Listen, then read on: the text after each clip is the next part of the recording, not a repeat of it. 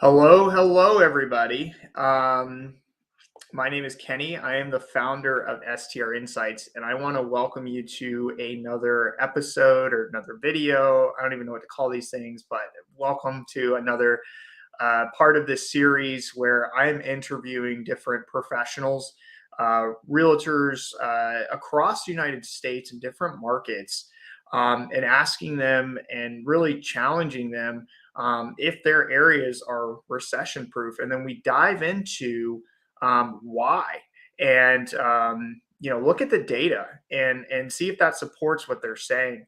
The answer is usually it does support what they're saying, but I love to just show that. So it's not just, hey, these people are talking and they're selling, but they actually have the data and the experience in those areas. And so last week was a great episode. We had Tyler Kuhn on. And so if you haven't watched that one, go back and watch that video with Tyler. We were talking about Western North Carolina and some of the popular markets and why certain popular markets are more investable today, even during a potential recession, than other markets. And one of the key things that I really like that Tyler brought up is, even though Western North Carolina or even the high country of North Carolina is a great market, really he's only seen between 1% to 5% of vacation rental properties for sale are actually good deals and have that potential. So if you have questions, feel free to put them in the comments as we go. I'm going to introduce our next professional on here, Dave Menapace. Someone just asked where they can see videos. You can see them on our YouTube channel at STR Insights. I'll see if I can post that link in the comments. Guys, don't forget to like, or if you're watching on YouTube, subscribe as well. Like and subscribe if you can, so we can keep making this content. So we know that you guys like this content. I'm hoping that it's good and useful information. But I would just love feedback too. So feel free to comment and share and give me some thumbs up or something to say, hey, this is good stuff, Kenny. Keep it going. But without further ado, I want to go ahead and start talking about, so last week we were talking more about some popular vacation rental markets and how to invest in those during recession. But this week, I'm going to talk about some uncommon markets and the characteristics and attributes of those uncommon markets. Many of you know that I am also a short-term rental investor, and I'm heavily invested in the state of New York. Most people don't have the courage to do that, but I have. I believe that, I'm not saying New York is the best market of all the markets, but it just fit my personal criteria and what I was looking for. But believe it or not, there are some incredible markets, not just in New York, but in the Northeast in general, where most investors aren't even thinking about because of maybe higher taxes or higher regulation or other factors. Seasonality might be into play. But so I wanted to bring on somebody who knew the Northeast, particularly Massachusetts area and along the coast there, the New England coast, and why those markets stand out. And what you'll find is that there are similar characteristics and attributes of those markets that you can find in different markets across the country that are less common or less talked about on social media. And so the guy I have today, the professional I have today, is Dave Menapace. So Dave is a real estate agent. He's also an STR investor. He's a co-founder of the 5-Star Co-Host, and he hosts the Hassle-Free Real Estate Podcast. So go check out that podcast, Hassle-Free Real Estate Podcast. And he's hosted many big names in the STR world on his podcast. And he knows a lot of stuff about short-term rentals. But his main focus is an agent. And as an agent, Dave focuses on helping clients buy short-term rentals on Cape Cod, the islands, surrounding areas where he himself owns short-term rentals and co-hosts and consults for others under his management company. So he also does some co-hosting. And he's very skilled at analyzing and financing deals and offering the full spectrum of services for his clients. So I'm going to go ahead and bring him in now. So let's go ahead. There he is. Hey, Dave, welcome. Hey, thanks, Kenny. I really appreciate you having me on today. Happy to join. Yeah, and I love in the comments. So for those listening and watching, If you are either in the Northeast or you are considering investing in the Northeast or you are investing in the Northeast, give us a shout out. Say, where you're invested in the Northeast. We'd love to hear that. I personally, like I said, I'm in New York. Dave's in Massachusetts, and our portfolios are heavily invested in the Northeast. That's right. No way am I on here to sell you, particularly from the Northeast, because remember, it's not necessarily about the specific location of where we're at, the geographical location. It's the characteristics and attributes that we're going to be focused on today. So don't turn off, don't say, okay, well, this isn't for me, because this is for everyone. Because you might be surprised at some of the attributes or characteristics that we're going to be talking about. So, Dave, yes, I see Rob Yes. here at Finger Lakes. Heck yeah, that's where I'm at. Welcome, Carly. So, welcome. Dave, I wanted to start out. Do you mind? I guess I kind of gave you an intro, but can you tell everybody how you got started into short-term rentals and like what's your background there and work to where you are today? Absolutely. And I'll preface this where I had this conversation with a fellow investor and agent in my brokerage over coffee, and the discussion accidentally lasted 3.5 hours. So to save Oh boy. everyone from that, Yeah, no. we won't go deal by deal, but at a very high level, um, I started my investment journey in 2019, and it was actually my wife's idea. I never wanted to buy another house after I bought my primary house. It just felt the whole process was just like too much for me, and never did I think I'd be making a living off of this industry as a whole. And I'm very happy that I do. But so our real estate investing journey started in 2019 when we bought a little cottage right in Dennisport, Cape Cod. And really the idea was simple. It wasn't to build our lives around short-term rentals. We just we had been vacationing there for pretty much our whole lives, my wife and I, at various times, different summer vacations, family, friends, what have you. And we went to book a summer vacation for you. You almost do it like a year in advance sometimes, and it was going to cost around 2 grand, maybe 2,200, somewhere in that range. And about 6 months. So we booked it. We're like, great, we got our own place for next year. We book it. And then 7, 8 months later, I'm finishing up grad school. My wife's finishing up grad school. And there's a few small cottages that came on the market. And we just sort of ran the numbers. And we're like, holy crap, our mortgage payment would be pretty low. Says they do Airbnb in the listing. Let's take a swing at it. And that was really the start. We didn't know what we were doing. We got it up and running in a weekend. We were actually, we were uh, only a few weeks away from having our first child. Oh wow. Had to get some money off the books before the son was born. But it was a lot of fun. We got to learn all of our little different systems. We learned how to not continue to message guests on top of each other and all that sort of fun stuff. So, which is just funny when a husband and wife really go at it and don't really identify who does what with Yeah. anything in life. So we did that. It was like the little engine that could, a little 500 square foot cottage. Really enjoyed it. Was not an agent yet. Was in my role in healthcare. That led to trying my hand at some out-of-state investing, where I did some out-of-state BRRRRs down in Tennessee with a business partner, and learned a lot about just financing, rehabbing, building a team, all that good sort of stuff. Then our investment journey took us back up, and we bought a house off market up in Maine, right near Sunday River.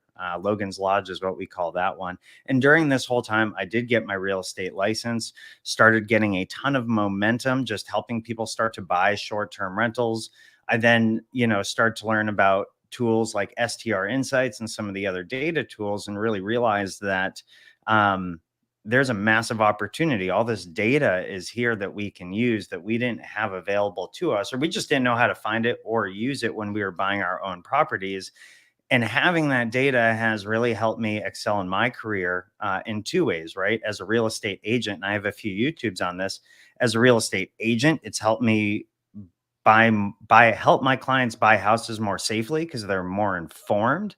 When I'm looking at a new market that I'm not as familiar with, I can leverage tools like STR Insights or things like that to really start to educate myself on what that market is showing us.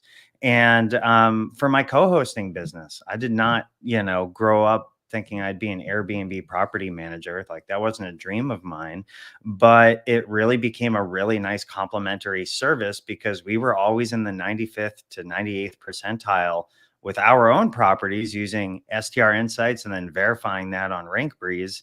It really became easy to start to take more and more clients into that fold. And so now we have this sort of nice portfolio of businesses between, being an agent, our own short-term rentals, some long-term rentals that we have that it's just not as sexy as short-term rentals, and it never will be, right? Yeah. And then obviously our co-hosting business, and then our media company with the podcast, where we really, really aim to help people break into the market, get their first short-term rental, and then provide the coaching to help them do it so they can kind of fast track their whole learning curve. And if that's really not for them, then of course we'll manage it for them as well. So it's been an incredible ride. I love talking about this stuff. I love helping people get into this, whether it's in Massachusetts where I'm a licensed agent, or it's in some of the other markets I'm co-hosting and own in, like Maine, Vermont, New Hampshire, Connecticut, Rhode Island, you name it. So Okay, so you're pretty familiar with a lot of those other markets along the coast there then. absolutely. Yeah, And absolutely.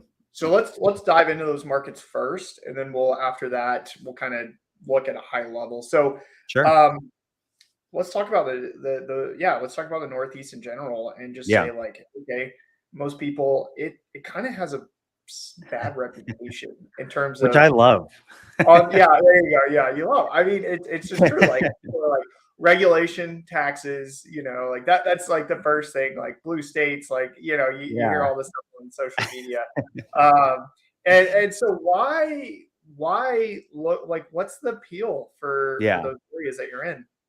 Well, I will say one of the reasons I said I love that, I'm not somebody that goes against the grain and just wants to do something because everyone else doesn't or does, right? Like I'm usually kind of a go with the flow person, but it Yeah, usually keeps a lot of the masterminds away from these markets. So it makes it easier for me and my clients to buy.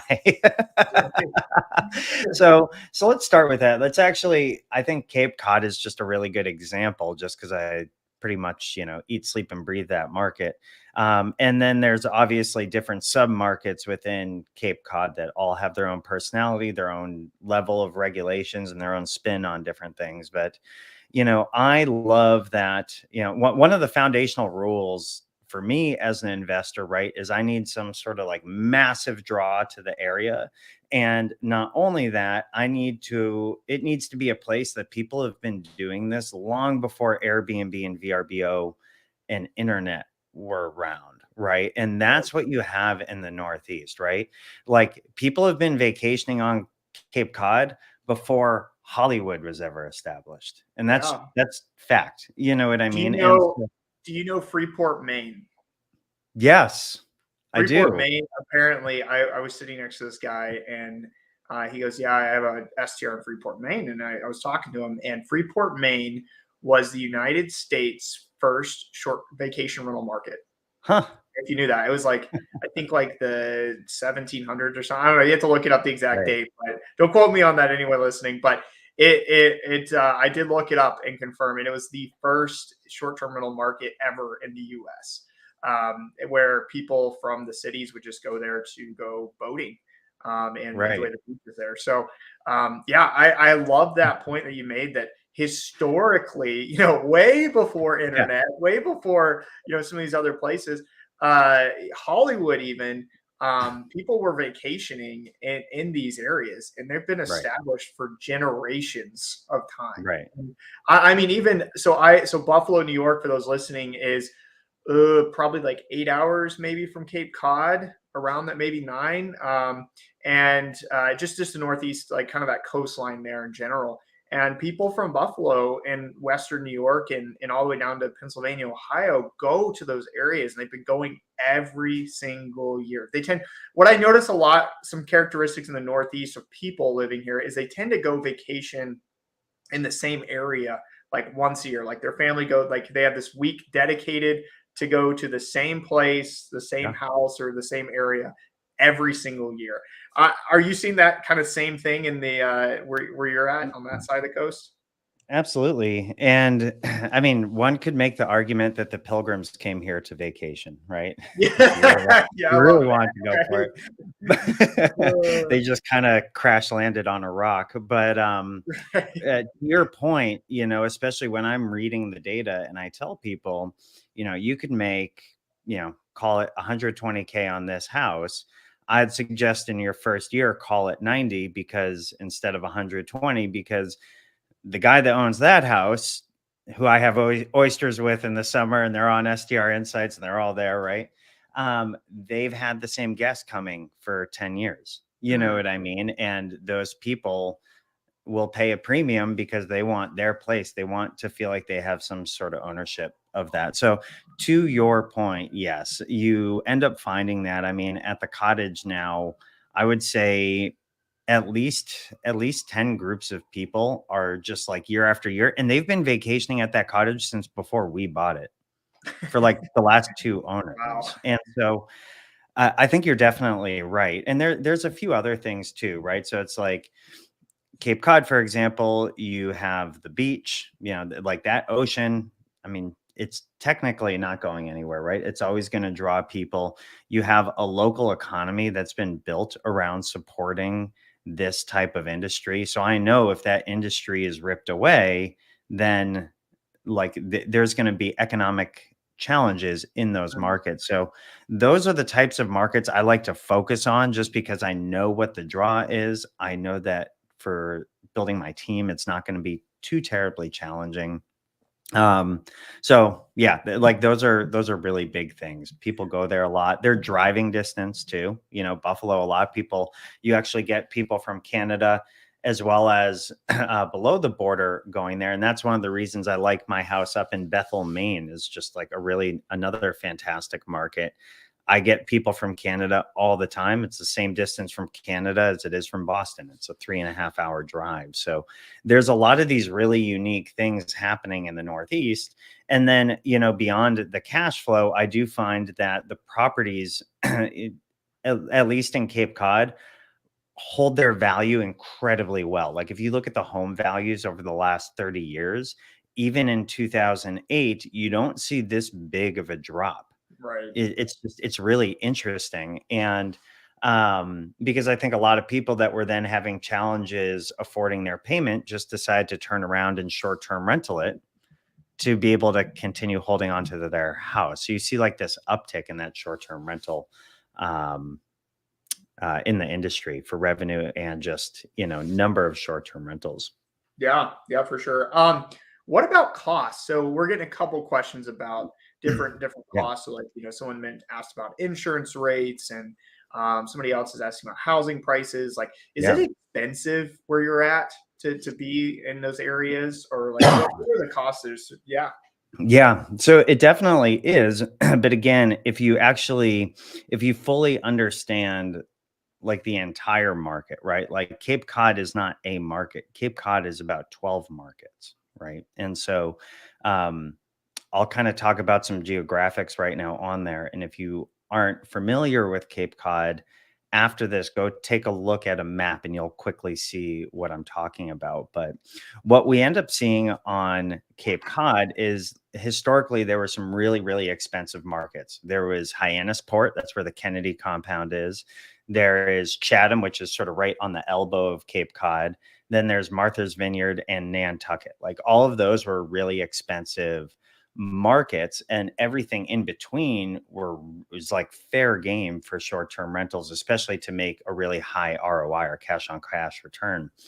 What's started to happen now is people are priced out of those sort of different areas of the Cape, and you definitely are seeing like this shrinking of where the really good deals are. But it's really interesting because now things that used to be sort of like the just non-desirable areas are all of a sudden becoming very desirable because there's a lot more construction, a lot more buildup, a lot more just local amenities and things to do. So where I'm finding the way to find a really good deal, especially in a place like Cape Cod where there isn't a lot of new residential homes being built, is understanding what the local regulations are and then finding holes in the data. So this Mm, is exactly, it comes right into how I use STR Insights, where in some towns, Take Barnstable, for example, they put a cap on your occupancy based on the number of bedrooms. So if it's a 4 bedroom, they'll let you have 10 people there. And then you get into some towns like Hyannis where they don't have a cap. They just, you need to have it permitted and checked by the health inspector.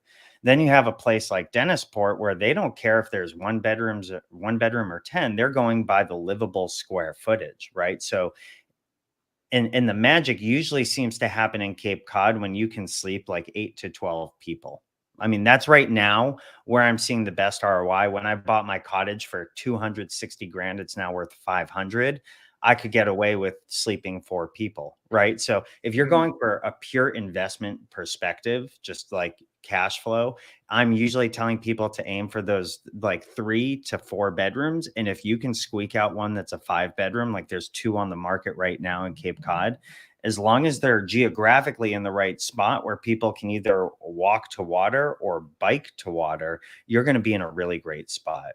So, yes, there's high prices, but there's also really high revenue that comes along with those types of houses. And then you can do little tweaks too, right? Like, for example, we're now offering bed sheets at all of our houses. So some of you might be like, what is he talking about? Up in Maine, obviously I offer bed sheets, linens, towels, everything, you name it. But in Cape Cod, one thing people don't know is that a lot of the houses actually require guests to bring their own sheets and towels. We're flipping that around because now we're like, okay, well, that's a cheap amenity to provide. The cost to actually clean it is just it again, it's covered in the cleaning fee. And that's a whole nother topic for another day. But um figuring out like through these different tools, what are people offering and what are they not offering? And how can I, in a cost effective way, offer more and just continue to stack my occupancy and increase my revenue? Yeah, I think that's really really interesting, and you will find that throughout the Northeast because these areas, like we've talked about, they're very historical. They're old. They're established. They've had vacation Yeah. rentals for decades, maybe Some hundreds of hundreds of years. years. Yeah. Yeah, and so people are kind of slow to adjust to change, and you can come into some of these areas and just be adding a hot tub or putting Right. some color in your designer Outdoor decor. shower in the Cape, it's Yeah, outdoor showers, anything like small things that can really into a fire pit, Yep. really just flip and make you one of the top properties in those markets. Dave, is it so? Cape Cod's expensive. Is there anything affordable where you're seeing like kind of different price ranges? Yeah, like a lot of times, my favorite markets right now for just like the pure investor are usually in like Hyannis, Yarmouth, Dennisport. These are some of the pockets that are still fairly affordable for like a 2, 3, 4, and I mean, you don't really see the 5 bedrooms, but for the 2, 3, and 4 bedrooms. And what you'll end up finding is that it doesn't actually make sense to try and attack a house that's right on the beach. Your flood insurance is too high. The cost for that waterfront home will be Mm, 1.7 million versus 900. You know what I mean, for the same house. What I'm starting to learn is that if you go several hundred yards off the beach, and as long as you don't have to cross any main roads to walk to the beach in any of these markets, then you're going to find some just dynamite deals. You really are. And I love looking at, there was two houses recently, for example. I love these 2 bedroom homes that actually have a third bedroom, especially if they're in Dennisport, because I know they'll let me use that as a 3 bedroom. Or we had a recent sale this last summer, and now I manage this house for the owners, where it was only listed as a 3 bedroom. They got the house at the price of a 3 bedroom, which was listed at 550 because the septic tank was only built for 3 bedrooms, but it clearly had 4 bedrooms, and the town allowed us to rent it out as if it was 4 bedrooms. So we're sleeping 10 people there, and that makes the revenue go from like 90K with a potential ceiling up to like 150 or 160. I mean, it's significantly higher, but we just get, if that was a true 4 bedroom, that house was going to cost 750 all day. And we ended up locking it up at 580. So there's all these different things that, yes, like affordability is sort of a subjective, like it's sort of a subjective thing, right? Because $1 million might be really affordable for somebody, and it might be an impossible barrier to entry for others. But usually, the sweet spot that I'm telling people is like, if you have anywhere between 500 and 1.1, we can find you an amazing deal. And there's also some really good lenders. I know we're kind of specifically talking about the Cape right now. There's also some really good local lenders on the Cape that Mm. just have some amazing products. And that's just another reason why it's Cape Cod 5 is the name of the bank. Highly suggest reaching out to them if you're interested in the area, because they'll do some really cool stuff. They're a portfolio lender. Really good if you're sort of into that cash out refinance, or you want to try and do a burr into an Airbnb.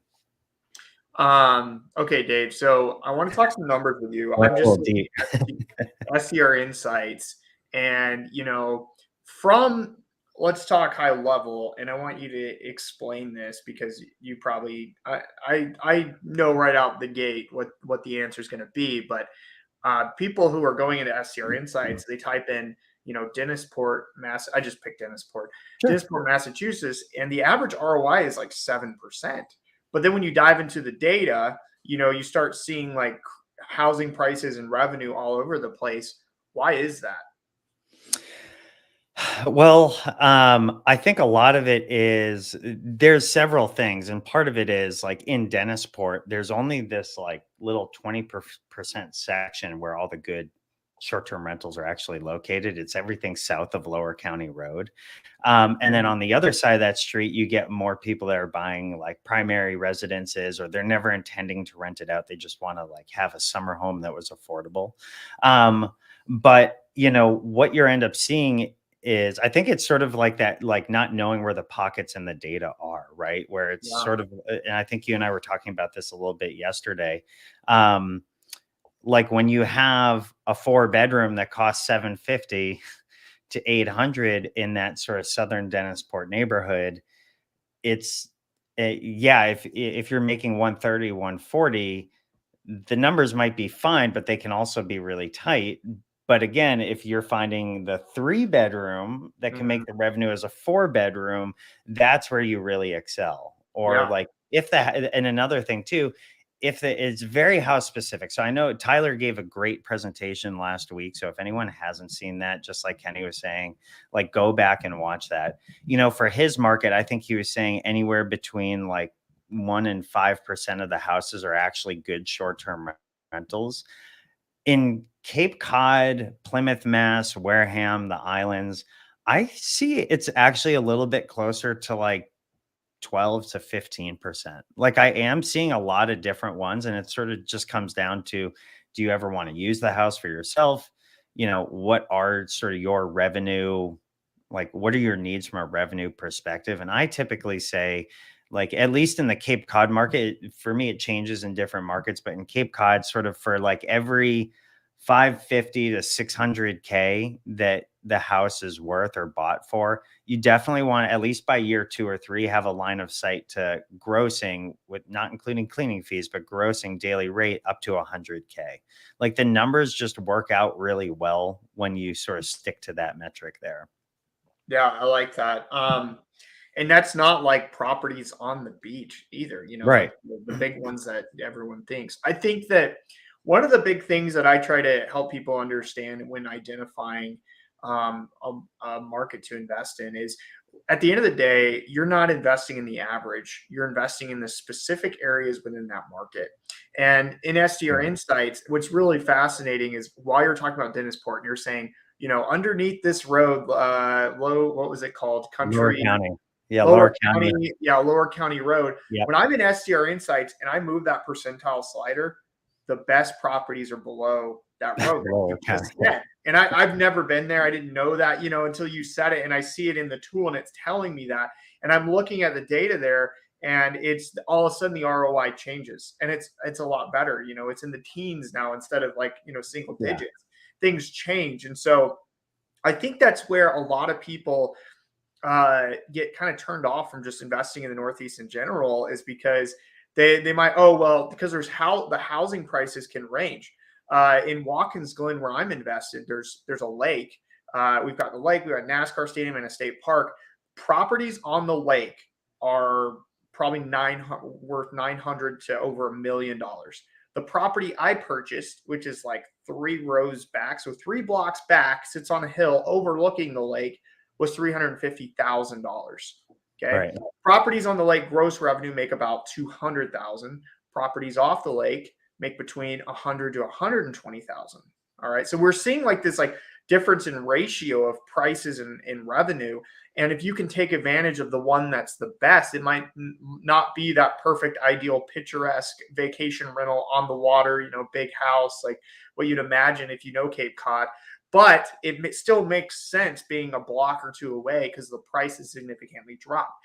And it just goes to show there's opportunity in these places, and you can use data to identify what that opportunity could possibly be, and then call someone like you who can fill in the blanks, like, hey, why am I seeing this? Is there an opportunity here, or is there just not enough or missing data?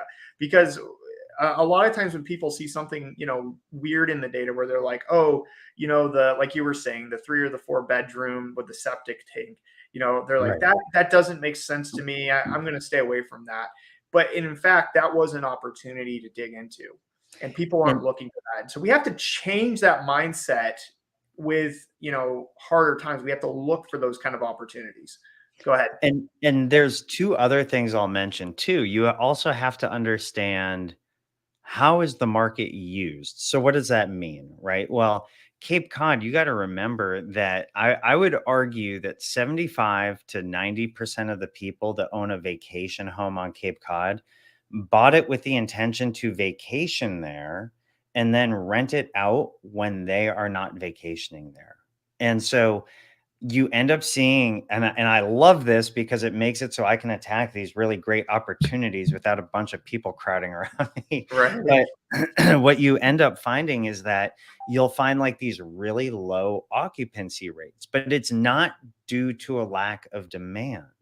What it really is that that family just wanted to vacation there for all of July, and then they just rented it out in August, and then they decided to close it down because they didn't want to deal with the hassle because they haven't met me yet to manage it for them. Like, you Right. see that a ton, you know what I mean? And so, and this happens up in Maine too, right? In Bethel, Maine, where our lodge is, people will close it off the entire winter because they want to ski there for the entire winter. And then they'll just rent it out the other 2/3 of the year, and it'll have super low occupancy. They're not super interested. It's just on Airbnb with a fixed price. Sometimes it'll be priced really high because they really don't want the hassle anyways. But if someone's willing to pay them that, they'll just say, sure.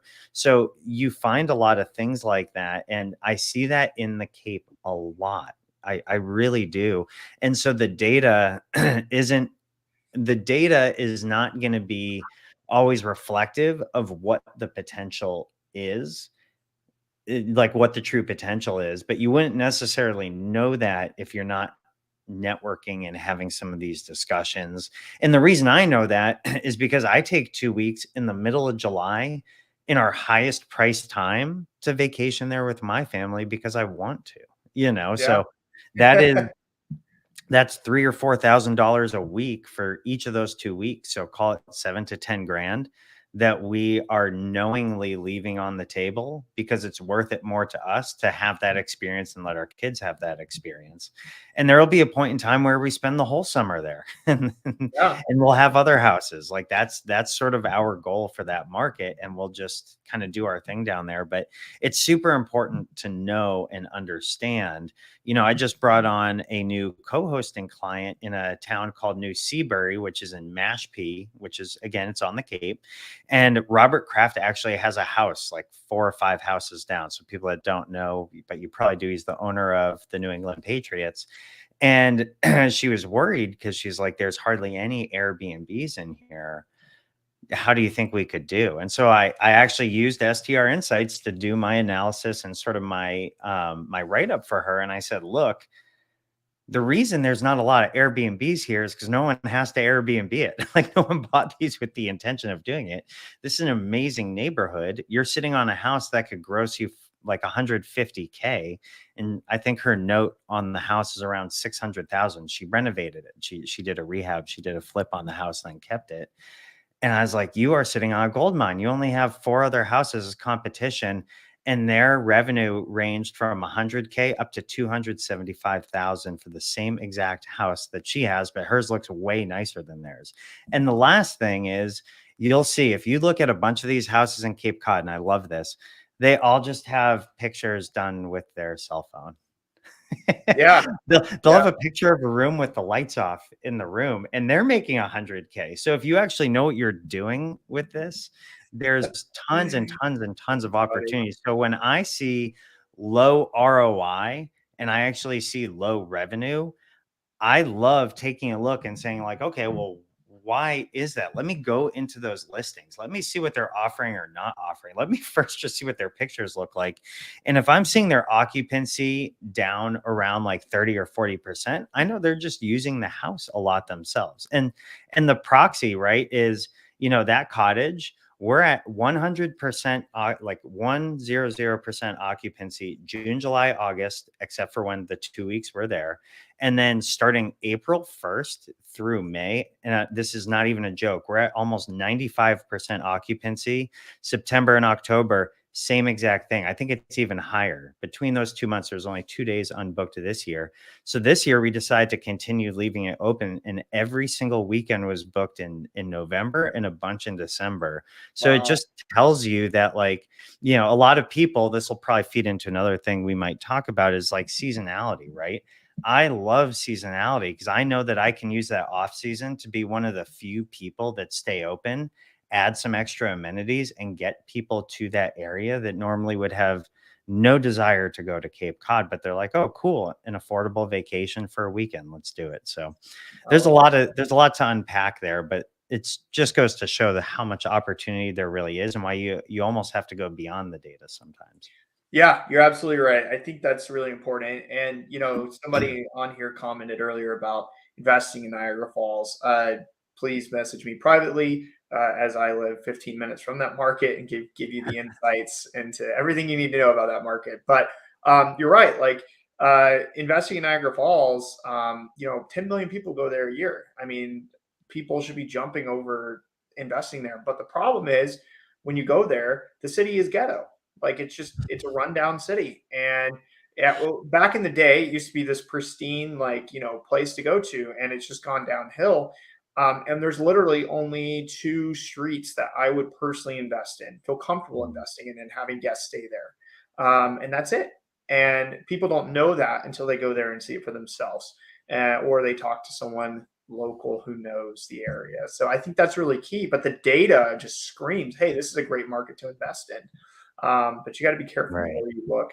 Last question I want to ask about your markets and just in general in the Northeast from your experience. Somebody mentioned here is how, like, regulations and restrictions. I mean, it's town to town, village to village. I know this just as much as you, but what do you do? When someone, if someone's interested in investing in a market, what do they need to do first? I guess to handle their regulations restrictions. Yeah, I always tell people make it super, super simple. Just call like the Board of Health or the zoning department for that town, and they're going to tell you everything you need to know. And you just be very clear with what you're doing, right? Because if you're not allowed to and you do it, you'll just get shut down. That's not a good use of your time, right? But within 5 minutes of like any market, Massachusetts, anywhere, right? You'll quickly be able to know if this is legit, like if this is going to work or if it's not going to work, right? And so just a rule of thumb, or one thing I've learned about the state of Massachusetts, is most towns that are in or around Boston, like, just don't waste your time. If you don't already have a permit, you're not getting one unless you live in the house. So unless you have some sort of fancy trick or you're going to buy the LLC and you want to go that route, you know, you're up against some pretty major and some pretty amazing hotels in those areas. But if you stick to primarily vacation markets, a lot of them are very investor friendly when it comes to the regulations because they know that there's a lot of tax money that's going away, but make that phone call. Just like it's part of your to-do list. It's part of your research. STR Insights shows now like regulation level of certain areas. Like most short-term rental investors, I love regulation. Tells me exactly what I can and can't do. I'm not somebody that tries to put a square peg in a round hole. It's just either I can do something or I can't, and I move on. So I do find that even though there's a stigma up here in the Northeast, I find overwhelmingly that all of the vacation rental markets are very investor friendly. And I let people make their own assumptions on the side because it just sort of makes less competition for me. Yeah, I love it. I think that that's the number one thing investors uh, are afraid to do is pick up the phone. I haven't quite figured it out yet. Like a lot of people, they come up to me, Kenny, but there's regulation there, and it's like, did you call them? Did you try to figure out what it was? Because like Watkins Glen, it's a like it's a capped market. There's only X amount of permits, and if you just look at that, you're like, well, I can't invest there. Well, you can buy a permit and invest. Like you can buy one from someone who has one already and buy their rental and get in that market. Right. It's very doable. You got to understand what that is and like figure, like work a strategy out. Like it's not just, oh, I can't get into that market. It's shut down. There are ways in. Right. And that barrier of entry helps protect from market saturation. Yeah. And I think that's huge in the Northeast is we're not really dealing with market saturation like some of these other areas in the Southeast or even on the West Right. Coast. Because one, a lot of these places have some sort of regulation or zoning. And then two, I think it was kind of like you were saying earlier that people aren't just like thinking about that. It's not on their radar. Even outside investments are coming in and chasing these markets, even though they could, So um, I want to kind of transition to the last part, probably the most important because not all of our listeners are gung ho on investing in the Northeast, and that's fine. That's Right. okay. But I want to talk about. I jotted down some notes of things that you said or we had just kind of talked about these characteristics of uncommon markets that are investable even during a recession. And I'm going to read off a couple of these, Okay. and maybe you kind of highlight or go into more detail on them. But I think Yeah. so. The first one we talked about was being historic and established vacation markets, and we talked about that like especially on the coast there. I mean, Yeah. forever. But traffic drivers, you mentioned some sort of like you got to have a draw. So besides the beach, and I'm not necessarily speaking about the Northeast, but in general, what are some things that you've seen from other investors that are considered major traffic drivers? I think different there's sort of like ones I'd prioritize and ones that are less of a priority but still bring people to the area. Obviously, any sort of like geographic thing like mountains, beach, things like that, those are obvious, right? I also take a look at different local like unique local attributes, if you will. So in Cape Cod, and most people wouldn't realize this, but there's something called like the farm league for um, it's like for AAA baseball. So a lot of people that end up going into the majors end up playing in this like Cape Cod summer league down on the Cape. And so, or if someone like a major league player is rehabbing from an injury, they might actually play there. So you get to, for very like cost effective, see all these really neat baseball games like littered throughout all these different towns on the Cape. So that ends up being like for any like baseball enthusiast, that ends up being a major driver to the area. Things like deep sea fishing and things of that nature. That's kind of obvious. That goes with the beach. There's tons of concert venues too. So you end up finding in Cape Cod that you'll get not always like a major name like Kenny Chesney, but you'll get someone like Darius Rucker or like some of these other different singers that love coming down and doing like a concert or two in the Cape every summer. There's different areas that have been developed into like having wineries, breweries, like shopping outlets and things like that. So those are just like all the sort of like, okay, well, once you're there, what can you do? And that's what kind of keeps people out of the house and like doing stuff. It puts so much less pressure on your house as an investment when you have all these fun things happening. So those like on the Cape are a lot of those types of items. In other parts of New England, for example, you do have things like casinos, like that ends up being a big one. You have people that love rock climbing, hiking, mountain biking. Just Mm. like, again, it's all this stuff that sort of like keeps you out of the house. And then for the things that, are in the house, a lot of amenities like you would normally think. We could go on forever about that, but hot tubs, pools, views, stuff like that. How many major cities or metropolitan areas do you think are within the Cape driving distance, 3 to 4 hours? Oh my goodness. One in every state, at least. I mean, we get tons of New York, Rhode Island, down from Jersey. Jersey's usually one of the furthest driving, but we also get people that fly into Hyannis from like down in Virginia, and then they'll like rent a car and drive and spend. So I would say, I mean, like dozens, like I said, we get a ton of people that come from New York City. We get people that come from all the way up near like Bar Harbor, Maine, like up there all the way down.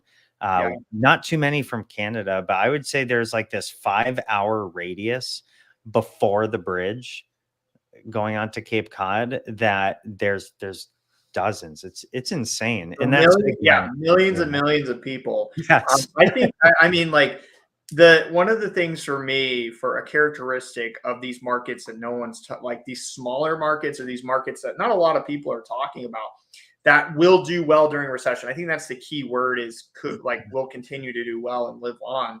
Right. They are near millions and millions of people, like near it, Some other examples across the US that come to mind are areas like, the Shenandoah area of Virginia.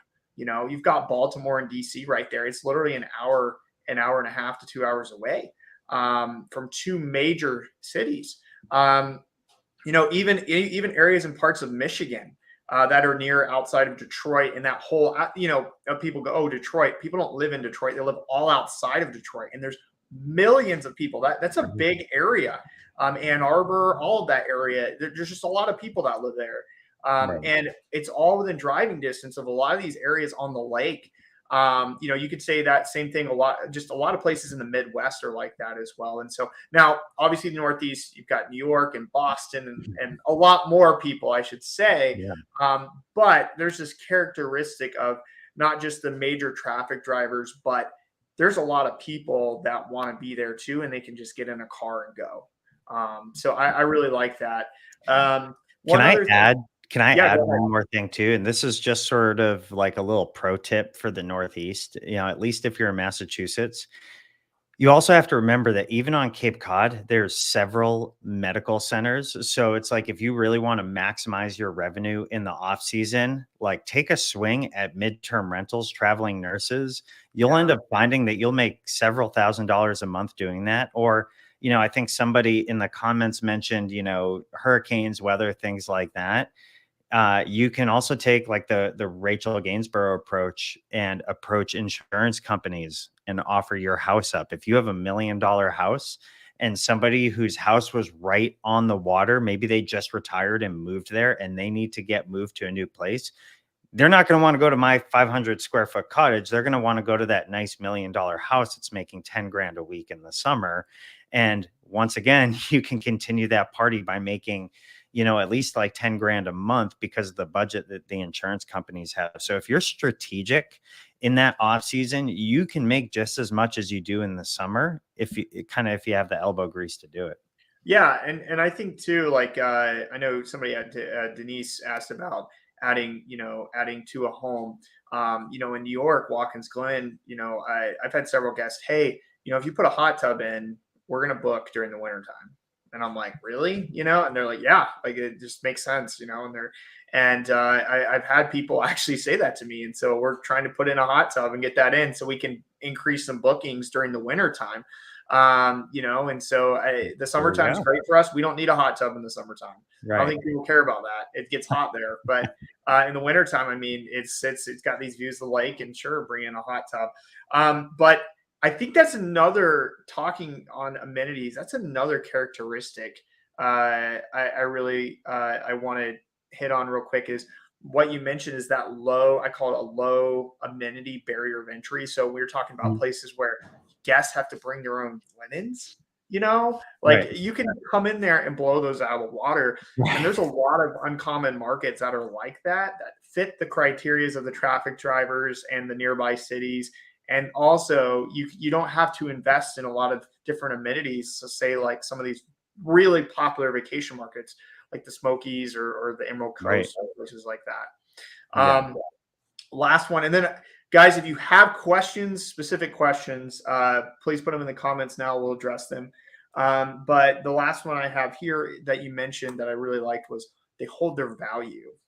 So the real question is, if you're looking at a market and you're going, okay, well, is this something that will last a recession or a downturn in the economy?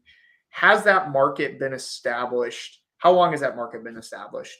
If it's only been established since COVID, you're taking on some risk there. And we're talking about the Northeast, decades, hundreds of years, even, and so it's just kind of this proven model, and it holds its value even through some of those downturns. Now, you're not going to get, I don't know what appreciation was like over there, but you're not going to get what we saw in some of these areas. I don't know. It was a lot. It was a lot, but everything is so relative too, because now, buying my house at 260 and now my house at 450 is a steal, and you can still, if you know what to do, make like a good return on that. So it's all relative. I mean, I usually like to look at markets that, like, take COVID aside, have generally appreciated like 2 to 5% a year for like 100 years. And there are different data sources where you can actually look at that, but there's such little inventory on a place like Cape Cod or Plymouth, Massachusetts, or the islands, or down Newport, Rhode Island, and different areas like that. There's such little inventory, and in fact, it's actually going opposite, where some people are buying two houses next to each other, demoing it, and then building one house there. It's actually like reductions in inventory. And I love that as an investor, especially if I can figure out a neat way to make money on a house that someone else hasn't figured out yet. That's great. That's really interesting. I can unpack that later, I guess. But somebody did ask a question. So Susan asked, how do you find insurance rentals? Susan, how about, and I'm going to go ahead and put up Dave's contact information here. How about you text Dave or give Dave a call? So everybody who's interested in whether you're investing in the Northeast or have questions for Dave, I put his number up here. You can text or call him. Is there any other way they can get a hold of you too, Dave, that you? Yeah. And actually, so Susan is a fellow real estate agent at my brokerage. So Susan, we can talk about it at the holiday party next weekend or next week. That's awesome. Yeah. I was like, that is a completely another video we could do and talk about. Yeah. But so we keep it really simple. So I have a website, minipacerealestate.com. My Instagram handle is just Minipace _real estate.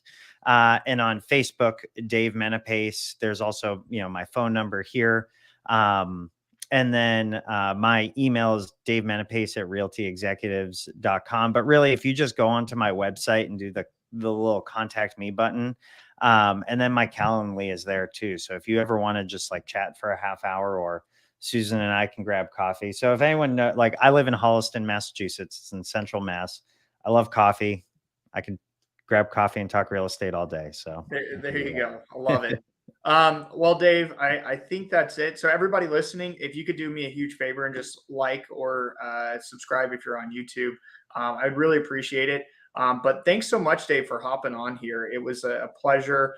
And it was actually really interesting. And I love that. I'm going to put these notes that I took because I personally thought of maybe 2 or 3 of these. But then as you were talking, some of these ones stood out to me that are really important that people don't think about, especially the holding the value and the historic and established markets that just historic markets, I guess, traditional that people aren't necessarily thinking about and going after. And so there's a lot out there in the US. I can name like 4 or 5 off the top of my head. And maybe I'll include those in the email so that people can No. But Yeah. Dave, any other parting thoughts or wisdom or nuggets you'd like to share?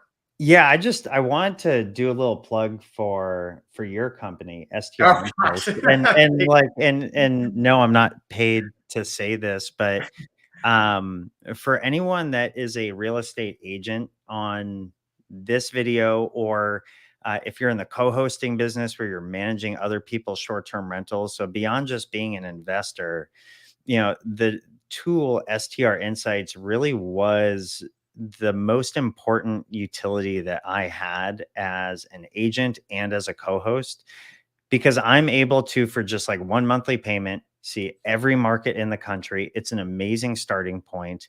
It allows me to lock up deals as an agent. It allows me to help protect my buyers because I can use this data to help them make a sound investment. I use it as a co-host when somebody's asking me how much could my house make, and like what kind of amenities do I need? What can I expect?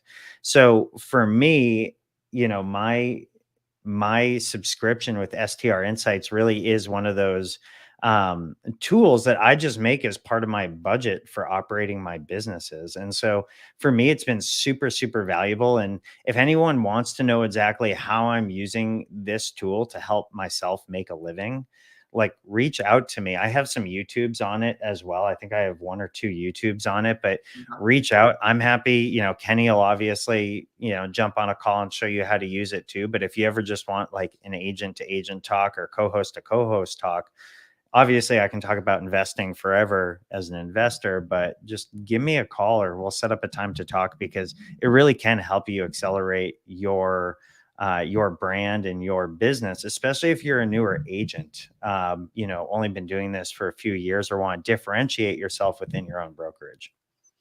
I love that. Thanks, Dave. I appreciate that. Yeah, no problem.